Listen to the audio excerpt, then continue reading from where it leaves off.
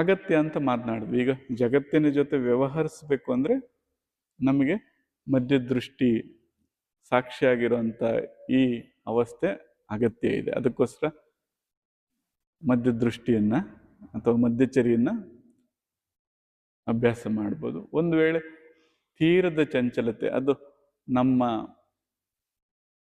ಪೂರ್ವ ಕರ್ಮಗಳಿಂದನೋ ಅಥವಾ ಪೂರ್ವ ವೃತ್ತಿಗಳಿಂದನೋ ಅಥವಾ ಈಗ ಮಾಡ್ತಾ ಇರೋ ಕರ್ಮಗಳಿಂದನೋ ತುಂಬ ಚಂಚಲತೆ ಇದ್ದರೆ ಅವರು ಮಾತ್ರ ಕಣ್ಣಿನ ದೃಷ್ಟಿಯನ್ನು ಕೇಚರಿ ಮೇಲ್ಮುಖವಾಗಿ ಬಳಸ್ಬೋದು. ಅದೇನು ಮಾಡುತ್ತಪ್ಪ ಅಂದರೆ ಸಂಪೂರ್ಣವಾಗಿ ಎಲ್ಲದರಿಂದನೂ ಬಿಡಿಸ್ಕೊಳ್ಳಾಗ ಮಾಡುತ್ತೆ, ಕಳಚ್ಕೊಳ್ಳಾಗ ಮಾಡುತ್ತೆ. ಪ್ರಜ್ಞೆ ತಪ್ಪಿದ್ರೆ ಕಣ್ಣುಗಳು ಹೇಗಿರ್ತವೆ?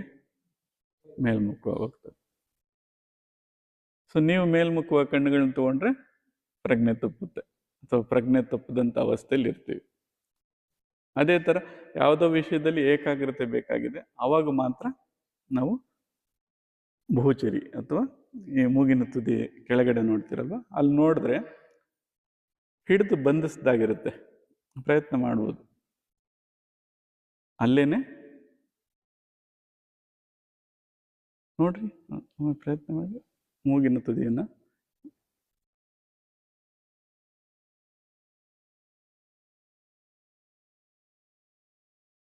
ಹೇಗಿದೆ ಈಗ?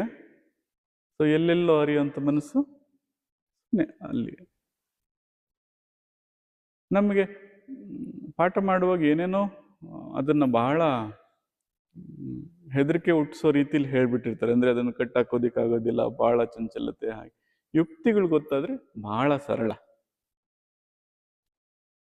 ಆ ಯುಕ್ತಿಗಳಿಗೆ ನಾವು ತಂತ್ರ ಅಂತ ಹೆಸರಿಟ್ಟಿದ್ದೀವಿ. ಇನ್ನು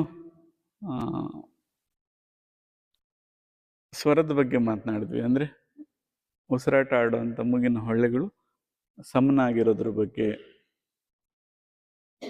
ಅದ್ರ ಬಗ್ಗೆ ನೆನ್ನೆ ಯಾವ ರೀತಿ ಅದನ್ನು ಸರಿಪಡಿಸ್ಕೋಬೇಕು ಅಂತ, ನಾಡಿ ಅಂತಾರೆ, ನಾಡಿನ ಶುದ್ಧಿ ಮಾಡ್ಕೊಳ್ಳೋದು ಹೇಗೆ ಅಂತ ಮಾತನಾಡಿದ್ವಿ. ಅದನ್ನು ಸ್ವಲ್ಪ ಗಮನ ಇಟ್ಕೊಂಡು ಶುದ್ಧಿ ಅವಸ್ಥೆಯಲ್ಲಿದ್ದರೆ, ಅಂದರೆ ಯಾವಾಗಲೂ ಎಡಗಡೆನೂ ಬಿಡುವಾಗಿರ್ಬೇಕು ಮತ್ತು ಬಲಗಡೆನೂ ಬಿಡುವಾಗಿರಬೇಕು, ಮನಸ್ಸು ಸ್ಥಿರವಾಗಿರ್ತದೆ, ಶಾಂತವಾಗಿರ್ತದೆ, ಅದನ್ನು ಸ್ವಲ್ಪ ಸರಿ ಮಾಡ್ಕೊತಾ ಇರಬೇಕು.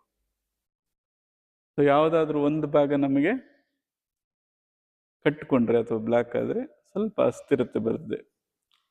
ಶರೀರದಲ್ಲಿ ಉಷ್ಣ ಮತ್ತು ಶೀತಗಳು ವ್ಯತ್ಯಾಸ ಆಗೋದ್ರಿಂದ ಮನಸ್ಸಿನ ಒಂದು ಆಂದೋಲನ, ಅಂತಃಕರಣಗಳ ಆಂದೋಲನಗಳು ಕೂಡ ಅದರಿಂದ ಏರ್ಪಡ್ತವೆ. ಅದ್ರ ಬಗ್ಗೆ ಗಮನ ಇಡಬೇಕು ಅಂತ ಹೇಳಿದ್ವಿ, ಅದನ್ನು ಮಾಡ್ಕೊಳ್ಳೋಣ.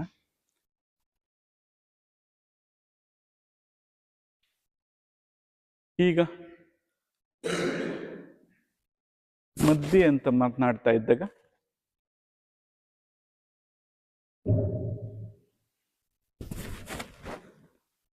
ಸಾಕ್ಷಿತ್ವವನ್ನು ಸಾಧಿಸಬೇಕು ಅಂತ ಅಂದಾಗ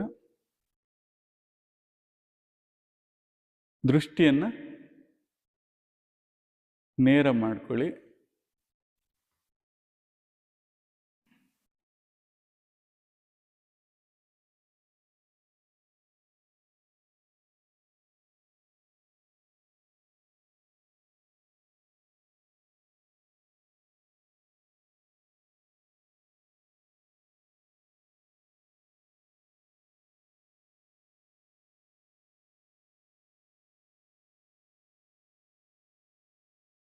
ಯಾರಿಗೆ ದೃಷ್ಟಿಯನ್ನು, ಆ ಚಂಚಲತೆಯನ್ನು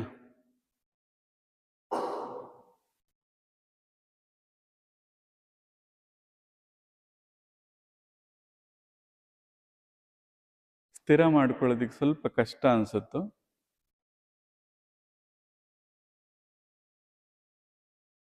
ಉಸಿರನ್ನು ಸ್ವಲ್ಪ ಸ್ತಬ್ಧವಾಗಿಸಿ. ಅಲ್ಲೇನೆ ಉಸಿರು ಒಳಗೆ ಹೋಗ್ತಾ ಇದೆ ಅಂದರೆ ಅಲ್ಲಿ ಒಳಗೆ ನಿಲ್ಲಿಸಿ, ಹೊರಗೆ ಬಂದಿದೆ ಅಂದರೆ ಹೊರಗೆ ಹೋಗೋದನ್ನು ಅಲ್ಲಿ ನಿಲ್ಲಿಸಿ, ಅಸ್ಥಿರತೆ ಸಾಧ್ಯ ಆಗುತ್ತೆ. ಮತ್ತು ಸಹಜವಾಗಿ ಉಸಿರಾಡಿ.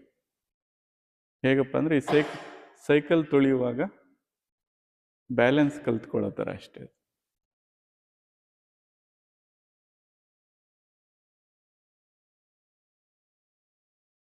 ಆ ಸೈಕಲ್ ಸರಿಯಾಗಿ ಸಾಗ್ತಾ ಇದೆ, ಸ್ಥಿರತೆ ಹಾಗೆ ಇದೆ ಅಂದರೆ ಉಸಿರನ್ನು ತನ್ನ ಪಾಡಿಗೆ ತಾನು ಅದನ್ನು ನಡೆಯೋದಕ್ಕೆ ಬಿಡಿ. ಎಲ್ಲಿ ಚಂಚಲತೆ ಅನಿಸುತ್ತೋ ಅವಾಗ ಮಾತ್ರ ಸ್ವಲ್ಪ ಕುಂಭಕ ಅಥವಾ ಸ್ತಂಭನೆ ನಿಲ್ಲಿಸುವಂಥ ಪ್ರಯತ್ನ ಮಾಡ್ರಿ. ಶರೀರದ ಯಾವ ಭಾಗಗಳು ಅಲುಗಾಡದಾಗೆ ಎಚ್ಚರ ವಹಿಸಿ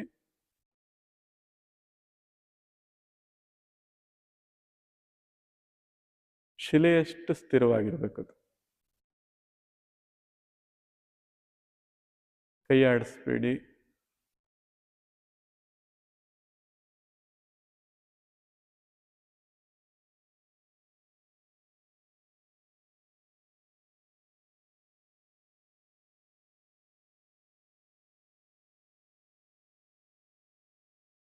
ಯಾವುದಕ್ಕೂ ಮೆತ್ತುಕೊಳ್ಳದೆ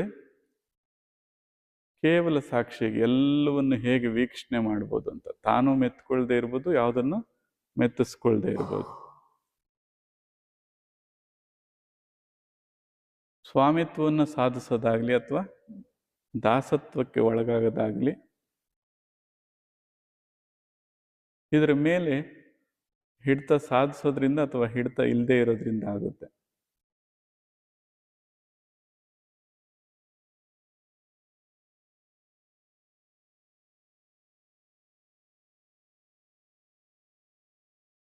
ಈಗ ಆ ನೋಡುವಂಥವನೇ ನಿಜವಾದ ದಶರಥ. ಇಲ್ಲಿ 10 100 ಯಾವ ಥರದ ರಥಗಳಾದ್ರೆ ಇವನ ಅಪ್ಪಣೆ ಕೊಟ್ರೆ ಅವು ಚಲಿಸ್ತವೆ.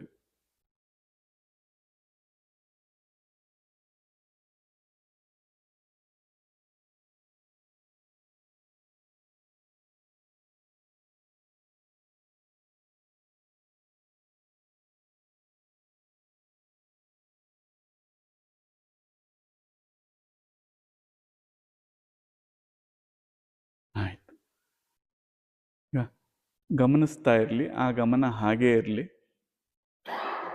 ಆ ಗಮನ ಸದಾ ಈ ಥರ ಒಂದು ಅವಸ್ಥೆ ನಮಗೂ ಸಾಧ್ಯ ಇದೆ, ನಾವು ಆಗಬಹುದು ಅನ್ನೋಂಥ ಒಂದು ಎಚ್ಚರಿಕೆಯನ್ನು ಇಟ್ಕೊಂಡ್ರೆ ಸಾಕು. ಈಗ ಗಮನಿಸುವಾಗ ಸ್ವಲ್ಪ ಚಂಚಲತೆಗಳು ಬರ್ತವೆ ಅಥವಾ ಎಲ್ಲೆಲ್ಲೋ ಕರ್ಕೊಂಡು ಹೋಗುತ್ತೆ ಅನ್ನೋಂಥ ಮನಸ್ಥಿತಿ ಇದ್ದಾಗ ಅಂಥ ಯೋಚನೆ ಮಾಡುವಂಥ ಬುದ್ಧಿ ಮತ್ತು ಮನಸ್ಸುಗಳಿಗೆ ಒಂದು ಒಳ್ಳೆಯ ಅವಸ್ಥೆ ಅಥವಾ ಒಳ್ಳೆಯ ಸ್ಥಾನವನ್ನು ಪರಿಚಯ ಮಾಡಿಸ್ಕೊಡ್ಬೇಕಾಗತ್ತೆ. ಆಗ ಆ ಸ್ಥಾನ ಪರಿಚಯ ಮಾಡಿಸೋದಕ್ಕೋಸ್ಕರ ಕ್ಷಣ ಅನ್ನುವಂಥದ್ದನ್ನು ಸರಿಯಾದ ರೀತಿಯಲ್ಲಿ ಗ್ರಹಿಸ್ಬೇಕದನ್ನು. ನಿನ್ನೆ ಮಾತನಾಡಿದಾಗೆ ಕ್ಷಣಾತ್ ತತ್ಕ್ರಮಯೋ ಸಂಯಮಾತ್ ವಿವೇಕಚಿತ್ ಜ್ಞಾನಂ ಅಂತ ಮಾತನಾಡಿದ್ವಿ. ಪ್ರಾಣ ಹೋಗುವಂಥ ಅಥವಾ ಅಸ್ತಿತ್ವವೇ ಕಳೆದುಕೊಳ್ಳುವಂಥ ಒಂದು ಘಟನೆ ಘಟಿಸಿದಾಗ ಹೇಗಿರುತ್ತೆ, ಆ ಕ್ಷಣವನ್ನು ಸ್ವಲ್ಪ ಧ್ಯೇಯವಾಗಿ ಇಟ್ಕೋಬೇಕು. ಸೊ ಅದನ್ನು ಗುರಿಯಾಗಿ ಇಟ್ಕೋಬೇಕು. ಹೇಗಿರುತ್ತೆ ಅದು? ಸಂಪೂರ್ಣ ಸ್ತಬ್ಧ. ಅದನ್ನು ವಿಭಾಗಿಸ್ತಾ ಹೋದ್ರೆ ಕೊನೆಗೆ ಎಲ್ಲೋಗಿ ನಿಲ್ತೀವಿ? ಇನ್ನು ಎಲ್ಲಿ ವಿಭಾಗಿಸ್ಲಿಕ್ಕೆ ಸಾಧ್ಯ ಇಲ್ವೋ, ಇನ್ನು ಡಿವೈಡ್ ಮಾಡ್ಲಿಕ್ಕೆ ಸಾಧ್ಯನೇ ಇಲ್ಲ, ಇನ್ನು ಅದನ್ನ ಛಿದ್ರಿಸೋದಕ್ಕೆ ಸಾಧ್ಯವೇ ಇಲ್ಲ, ಆ ಸ್ಥಾನಕ್ಕೆ ನಿಂತ್ಕೊಳ್ತೀವಲ್ಲ, ಆ ಸ್ಥಾನಕ್ಕೆ ಅವರು ಕ್ಷಣ ಅಂತ ಕರಿತಾ ಇದ್ದಾರೆ. ಎಷ್ಟು ಇನ್ನು ಡಿವೈಡ್ ಮಾಡಿದ್ರೆ ಏನಿದೆ ಅದು ಮಾತ್ರ ಉಳಿದಿದೆ ಅಂತ. ಅದನ್ನ ಸ್ಮರಣೆಯಲ್ಲಿ ಸ್ಥಿರವಾಗಿ ಇಟ್ಕೋಬೇಕು ಅಂತ ಹೇಳ್ತಾರೆ ಮೊದಲು. ಅದನ್ನ ಚಿತ್ತದಲ್ಲಿ ಅದನ್ನ ಸ್ಮರಣೆಯಲ್ಲಿ ಇಟ್ಕೊಂಡ್ರೆ ಅದು ಸಾಕಾರವಾಗ್ತದೆ. ಇಲ್ಲಾಂದ್ರೆ ನೀವೇನು ಇಟ್ಕೋತೀರೋ ಅದು ಸಾಕಾರವಾಗ್ತದೆ.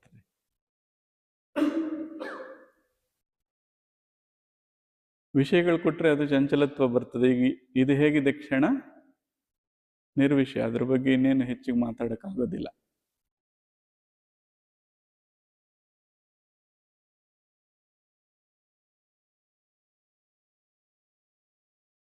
ಈಗ ಸಹಜತ್ವಕ್ಕೆ ಬರ್ತಾ ಬರ್ತಾ ಆ ಕ್ಷಣ ಈಗಲೂ ಇದೆಯಾ ನೋಡಿ, ಈಗಿದೆಯಾ? ಅದನ್ನು ಗುರುತಿಸ್ಬೇಕು. ಈಗಲೂ ಇದೆ, ಯಾವಾಗಲೂ ಇತ್ತು. ಅದರ ಮೇಲೆ ಬರುವಂಥ ಉಪಕ್ರಮಗಳು ಅದನ್ನು ಮರೆಮಾಚ್ತಾ ಇರ್ತವೆ. ನಾವು ಅಲ್ಲಿಗೆ ಸ್ವಲ್ಪ ಮತ್ತೆ ಆ ಸ್ಥಾನಕ್ಕೆ ವಾಪಸ್ ಹೋಗ್ಬೇಕಷ್ಟೆ. ಕೆಳಗೆ ಬಂದರೆ ಮತ್ತೆ ಇವೆಲ್ಲ ಇದ್ದಾವೆ. ಆ ಕ್ಷಣದಿಂದ ಸ್ವಲ್ಪ ಕೆಳಗೆ ಬಂದರೆ ಏನೇನು ಕಾಣುತ್ತೆ? ಇದೀನಿ ಅನ್ನೋ ಭಾವ ಕಾಣ್ತಾ ಇದೆಯಾ ಎಲ್ರಿಗೂ? ಆ ಇದೀನಿ ಅನ್ನೋದು ಬಂದ ತಕ್ಷಣ ಮತ್ತೆ ಇನ್ನೇನೇನೋ ಬರ್ತವೆ. ಈಗ ಸೊ ಭಯ ಆಯ್ತು ಅನ್ನೋದು ಬರ್ಬೋದು, ಓ ನನಗೆ ಆನಂದ ಅನ್ನೋದು ಆಗ್ತಾ ಇದೆ ಅಂತ ಬರ್ಬೋದು. ಸೊ ಯಾವುದ್ರ ಜೊತೆ ಗುರುತಿಸ್ಕೊಳ್ತೀವೋ ಅದನ್ನ ಅನುಭವಿಸ್ತಾ ಹೋಗ್ತೀವಿ. ಅದ್ರ ಹಿಂದೆ ಏನು ಇಲ್ಲದಂತ ಅವಸ್ಥೆ.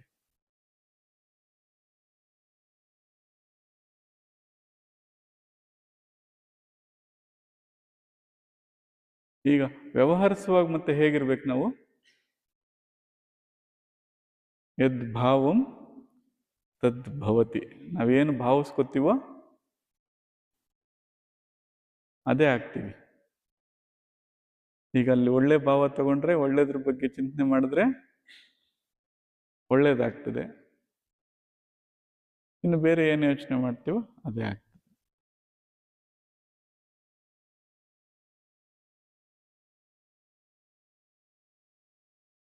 ಈ ದೃಷ್ಟಿಯನ್ನು ಸಂಬಂಧಿಸಿದ ಹಾಗೆ, ತ್ರಾಟಕಕ್ಕೆ ಸಂಬಂಧಪಟ್ಟ ಹಾಗೆ ಒಂದು 20 ನಿಮಿಷಗಳ ಸ್ಥಿರತೆಯನ್ನು ಸಾಧಿಸಿದ್ದೇ ಆದರೆ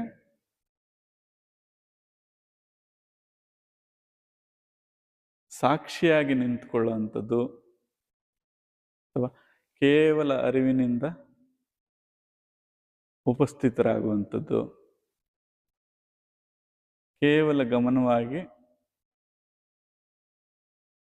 ಉಳ್ಕೊಳ್ಳುವಂಥದ್ದು, ಇವುಗಳ ಅನುಭೂತಿ ಒಬ್ಬ ಸಾಧಕನಿಗೆ ಆಗ್ತದೆ.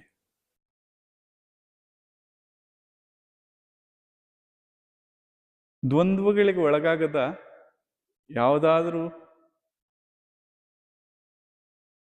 ಇದೆಯಾ ಅಂತ ಕೇಳಿದ್ರೆ ಇವು ಯಾವತ್ತೂ ದ್ವಂದ್ವಕ್ಕೆ ಒಳಗಾಗಿಲ್ಲ. ನೋವು ಆಗ್ತಾ ಇರ್ಬೋದು, ನೋವಿಗೆ ಏನಾಗಿದೆ? ಇದು ಸಾಕ್ಷಿಯಾಗಿದೆ. ದುಃಖ ಆಗ್ತಾ ಇರ್ಬೋದು, ದುಃಖಕ್ಕೆ ಸಾಕ್ಷಿಯಾಗಿದೆ. ತಾನಾಗಿಲ್ಲ ಅದು. ಈಗೇನಾದ್ರೂ ಮಡಿಕಿಟ್ರೆ ಏನಾಗುತ್ತೆ? ಅದಕ್ಕೆ ಹೋಗಿ ಮೆತ್ಕೊಂಡ್ರೆ ಮಾತ್ರನೇ ಇದು ದುಃಖಿಸುವಂಥದ್ದು.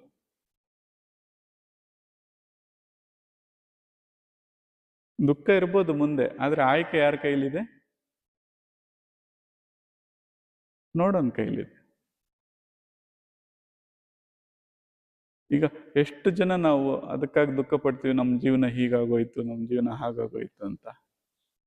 ಯಾಕೆ? ಇದರ ತಿಳುವಳಿಕೆ ಇಲ್ದಿದ್ರಿಂದ. ದುಃಖ ಇರ್ಬೋದು, ದುಃಖ ಪಡ್ತೀಯೋ ಇಲ್ವೋ ಯಾರ ಕೈಲಿರುತ್ತವಾಗ ಯಾಕೆ? ಅದನ್ನ ನೋಡೋಂಥವನ ಕೈಲೇ ಇದೆ. ಹಾಗೆ ಎಲ್ಲ ದ್ವಂದ್ವಗಳು, ಪಾಪ ಪುಣ್ಯಗಳಿರ್ಬೋದು, ಸುಖ ದುಃಖಗಳಿರ್ಬೋದು, ನೋವು ನಲಿವುಗಳಿರ್ಬೋದು, ಜಗತ್ತಿನ ಎಲ್ಲ ದ್ವಂದ್ವಗಳಿಗೂ ಮೆತ್ಕೋಬೋದಾ ಅಥವಾ ಮೆತ್ಕೊಳ್ದೆ ಇರ್ಬೋದಾ ಅನ್ನೋದು ಯಾರ ಕೈಲಿದೆ? ಸಾಧನೆ ಮಾಡೋನ್ ಕೈಲೇ ಇದೆ, ಅವನ ಕೈಲೇ ಇದೆ. ಅದು ಯಾವ ಹಂತಕ್ಕೆ ಬಂದು ತಲುಪಬೇಕಪ್ಪ ಸಾಧನೆ ಅಂದ್ರೆ, ತೇನ ವಿನ ತೃಣಮಪಿ ನ ಚಲತಿ ಅಂತ. ಯಾರ ಅನುಜ್ಞೆ ಇಲ್ಲದೆ, ನೋಡೋಂಥವನ ಅನುಜ್ಞೆ ಇಲ್ಲದೆ ಒಂದು ಹುಲ್ಲುಕಡ್ಡಿ ಕೂಡ ಕದಲಬಾರದು. ಕದಲಬಾರದು ಅಂದ್ರೆ ಹೇಗಿರ್ಬೇಕು? ಇವನು ಕ್ಷಣದಲ್ಲಿ ಸ್ಥಿರವಾಗಿರ್ಬೇಕು. ಇವನು ಎಸ್ ಅಂದ್ರೆ ಕದಲ್ಬೋದು, ಇಲ್ಲ ಅಂದ್ರೆ ಕದಲಾಗಿಲ್ಲ. ಸೊ ಶ್ಲೋಕಗಳ ಪ್ರಸ್ತಾಪ ಅದು ನಮಗೆಲ್ಲ ಬಿಡು ಅಂತ ಅನ್ಕೋತೀವಿ. ಇದೆಲ್ಲ ಯಾರಿಗೀಗ? ನಮಗೆ ಹೇಳಿರೋಂಥದ್ದು. ಯಾರಿಗೆ ಹೇಳಿದೆ? ಈಗ ಆ ವೀಕ್ಷಿಸುವಂತನಿಗೆ ಹೇಳಿದೆ. ನಿನ್ನ ಅನುಜ್ಞೆ ಇಲ್ಲದೆ ಒಂದು ಹುಲ್ಲುಕಡ್ಡಿ ಕೂಡ ಈಗ ಆ ಶ್ರದ್ಧೆ, ಆ ಗಮನವನ್ನಿಟ್ಕೊಂಡು ಯಾರೆಲ್ಲ ಕ್ರಿಯೆ ಮಾಡ್ತಾ ಇದ್ದಾರೋ ಅಥವಾ ಯಾವಾಗೆಲ್ಲ ಅವನ ಗಮನ ಆಗಿದೆಯೋ ಅವನು ಧ್ಯಾನಸ್ಥನಾಗಿದ್ದಾನೆ ಅಂತ. ಧ್ಯಾನ ಅಂದ್ರೆ ಶುದ್ಧ ಗಮನದಲ್ಲಿದ್ದಾನೆ, ಮಾಡೋ ಅಂಥದ್ದಲ್ಲ, ಹೇಗಿದ್ದಾನೆ ಅವನು, ನೋಡೋ ಅಂಥವನಾಗಿದ್ದಾನೆ ಅಂತ. ಅಡುಗೆ ಮಾಡ್ತಾ ಇದ್ದೀರಾ, ಅದನ್ನ ನೋಡ್ತಾ ಇದ್ರೆ ಏನೀಗ, ಅದು ಧ್ಯಾನವೇ. ಅಡುಗೆ ಏನಾಗುತ್ತೆ ಅವಾಗ, ಚೆನ್ನಾಗಿ ಕತ್ತರಿಸ್ತೀರಾ, ಚೆನ್ನಾಗಿ ಗಮನಿಸ್ತೀರಾ. ಸೊ ಇರೋಂಥ ಅಡುಗೆ ಅದ್ರ ಪೂರ್ಣತೆಯನ್ನು ಪಡೀತದೆ. ಹಾಗೆ ಪ್ರತಿ ಕಾರ್ಯಗಳು, ದಿನಾ ಮಾಡುವಂಥ ಕಾರ್ಯಗಳೇ ನಮ್ಮ ಸಾಧನೆಯ ಒಂದು ಅಂಗಳವಾಗಬೇಕು. ಈಗ ಏನು ಮಾಡ್ತಾ ಇದ್ರು ಅದರಲ್ಲೆಲ್ಲ ಏನಿರಬೇಕು, ಈ ರೀತಿ ಗಮನ, ಶುದ್ಧ ಗಮನ ಇರಬೇಕು. ಕೆಳಗೆ ಬಂದು ಮತ್ತೆ ಇವನು ವೀಕ್ಷಕನಾಗಿರ್ಬೇಕು ಇಲ್ಲಿಂದ. ಆದ್ರೆ ಏನ್ ಮಾಡ್ತಾನೆ ಇವನು ಆಟ ಆಡ್ಲಿಕ್ಕೆ ಬಂದ್ಬಿಡ್ತಾನೆ ಕೆಳಗಡೆ ಗ್ರೌಂಡ್ಗೆ. ಅಗತ್ಯ ಇದ್ರಷ್ಟೇ ಸಮಯೋಚಿತ ಪ್ರಜ್ಞೆ ಅಂತ ಕರೆದ್ವಿ. ಈ ಕೆಲಸ ಮುಗಿಸಿ ನಾನು ವಾಪಸ್ ಹೋಗ್ಬೇಕಪ್ಪ ಅನ್ನೋ ಪ್ರಜ್ಞೆನ ಇಟ್ಕೊಂಡಿರ್ಬೇಕು. ಸೊ ಹಿಂದೆ ಕತೆಗಳಲ್ಲಿ ಹೇಳಿದ್ದಾರೆ, ಅದು ಯಾರಿಗೂ ಹೇಳಿರೋದಲ್ಲ. ಯಾರಿಗೆ ಹೇಳಿರೋದು, ನಮಗೆ ಹೇಳಿರೋದು. ಸಾಕ್ಷಾತ್ ವಿಷ್ಣುಮೂರ್ತಿನೇ ಭೂಮಿಯನ್ನ ರಕ್ಷಿಸ್ಲಿಕ್ಕೆ ಕೆಳಗೆ ಬರ್ತಾರೆ. ಬಂದೇನ್ ಮಾಡ್ತಾರೆ, ರಕ್ಷಣೆ ಮಾಡಿ ಆಯ್ತು, ಕೆಲಸ ಮುಗೀತಂತ ಹೋಗ್ಬೇಕಲ್ಲ, ಇಲ್ಲೇ ಆಟ ಆಡ್ಕೊಂಡಿರ್ತಾರೆ, ಮುಳುಗೋಗಿರ್ತಾರೆ.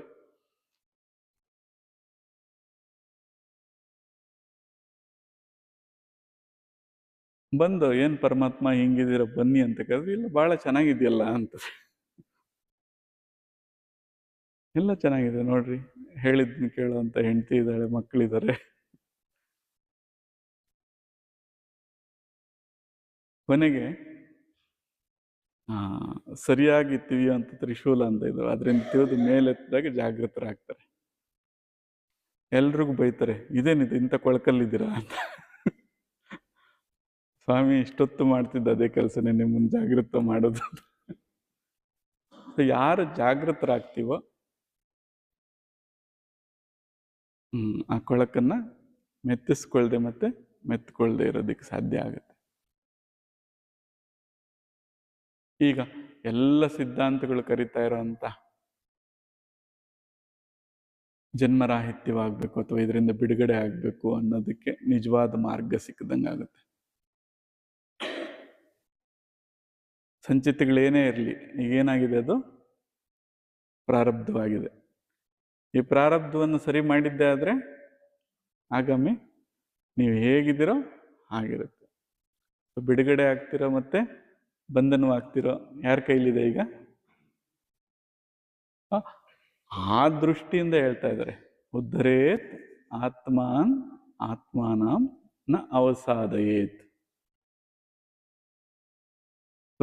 ನಿಮ್ಮ ಜೀವನನ್ನ ಮತ್ತೆ ಜೀವನನ್ನ ಅವನತಿಗೆ ಏರಿಸ್ಕೊಳ್ರಿ, ಅದನ್ನ ಅವನತಿಗೆ ತಳ್ಳಬೇಡ್ರಿ. ಅದು ಯಾರ ಕೈಲಿದೆ ಅಂತ ಹೇಳ್ತಾ ಇದ್ದಾರೆ ಈಗ? ಮಾಡೋನ್ ಕೈಲಿದೆ ಅಂತ. ಏನ್ ಮಾಡ್ಬೇಕಾಗಾದ್ರೆ? ಮಾಡಬೇಕು, ಮಾಡೋದೊಂದೇ ದಾರಿ. ಕುರುವನ್ ಏವ ಇದಂ, ಇದನ್ನ ಮಾಡಲೇಬೇಕು, ಮಾಡದೆ ದಾರಿ ಇಲ್ಲ.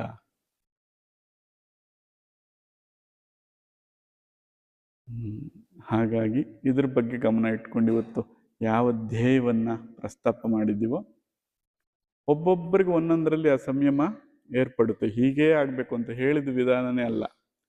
ನೀವು ಅದನ್ನು ಸೂಕ್ಷ್ಮವಾಗಿ ಗ್ರಹಿಸೋರಾಗಿದ್ರೆ, ಓ ನನಗಿದು ಸೂಕ್ತವಾಗಿದೆ ಅಂತ ಅದನ್ನ ಅಳವಡಿಸ್ಕೋಬೇಕು. ಅದರಿಂದ ವಿಜ್ಞಾನ ಭೈರವದಲ್ಲಿ 114 ತಂತ್ರಗಳು ಅಥವಾ ಇನ್ನೂ ಬೇರೆದ್ರಲ್ಲಿ ಸಾಕಷ್ಟು ತಂತ್ರಗಳು ಯಾಕೆ ಕೊಟ್ಟಿದ್ದಾರೆ ಅಂದ್ರೆ, ಒಂದೇ ಕೊಟ್ಟಿದ್ರೆ ಸಾಕಾಗಿರ್ತಿತ್ತು. ಪ್ರತಿ ಜೀವಿಗೂ ಅವನಿರೋ ಅಂಥ ಅವಸ್ಥೆಗೆ ಬೇರೆ ಬೇರೆ ಬೇಕಾಗುತ್ತೆ, ಬೇರೆ ಬೇರೆ ರೀತಿಯಲ್ಲಿ ಬೇಕಾಗುತ್ತೆ.